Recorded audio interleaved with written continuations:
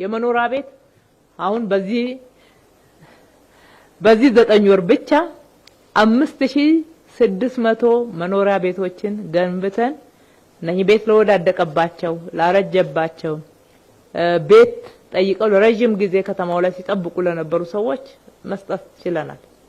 ይሄ ማለት በኮሪደር ልማት ለተነሱት አይደለም።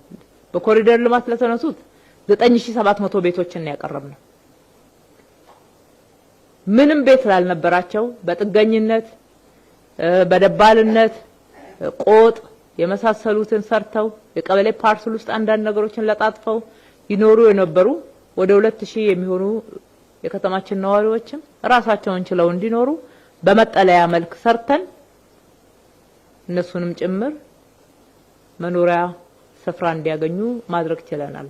ማብሰያ ያለው ንጹህ መጸዳጃ ያለው አንድ ሰው እንደ ሰው በክብር የሚኖርበት ቤትና መጠለያ ማለት ነው።